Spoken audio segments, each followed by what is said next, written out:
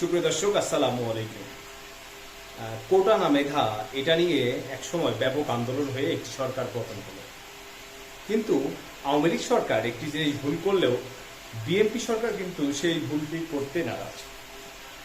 তারা তাদের প্রত্যেকটি জায়গায় দলীয় লোক সেট করবেন, এটাই স্বাভাবিক, প্রত্যেক সরকারের ইচ্ছা। তবে ছাত্র নেতাদেরকে চুক্তিভিত্তিক সরকারি চাকরি দেওয়ার একটি নিউজ আমাদের সামনে এসেছে, সেটি নিয়েই কথা বলবো। তার আগে প্রশাসক নিয়োগ থেকে শুরু করে বিভিন্ন নিয়োগ তো সেটা আছেই। ইতিমধ্যে একটি খবর আমাদের সামনে এসেছে, যে ফটোকার্ডটা আমি ব্যবহার করেছি। বলছে 6ষ্ঠ গ্রেডে উপপরিচালক পদে চুক্তিভিত্তিক নিয়োগ পাওয়া ছাত্রদল নেতারা, 3 জন ছাত্রদল নেতাকে 6ষ্ঠ গ্রেডের চুক্তিভিত্তিক নিয়োগ দেওয়া হয়েছে।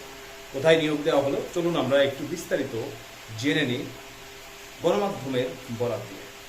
শুভ দর্শক, ঢাকা মহানগর উত্তর ছাত্রদলের সভাপতি, খেয়াল করবেন, আওয়ামী লীগের কেউ এরকম সময় 15-17 বছর ক্ষমতায় থাকার সময় ছাত্রদলের কেউ এবং চুক্তিভিত্তিক নিয়োগ পেয়েছেন কিনা আমার জানা নেই।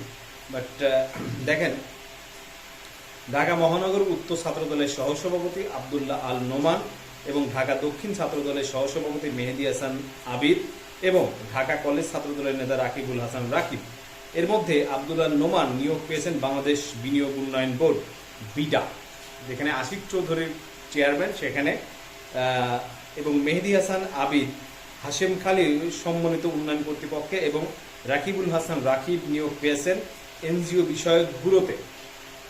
তারা 6ষ্ঠ গ্রেডের এই চুক্তিভিত্তিক নিয়োগে পেয়েছেন। নিয়োগ সংক্রান্ত 3টি পৃথক প্রজ্ঞাপনে বলা হয়েছে, যোগদানের তারিখ থেকে আগামী 1 বছরের জন্য তাদের এই চুক্তিভিত্তিক নিয়োগ কার্যক্রম থাকবে। ডিইউ নিউজ এই বিষয়টি প্রকাশ করেছেন। দেখেন, 3 জন ভাইটাল ছাত্রনেতা তারা কিন্তু চুক্তিভিত্তিক নিয়োগ পেয়ে গেলেন। এই হচ্ছে বাস্তবতা। ভালো থাকবেন সবাই, সুস্থ থাকবেন, সাবধানে থাকবেন। আসসালামু আলাইকুম।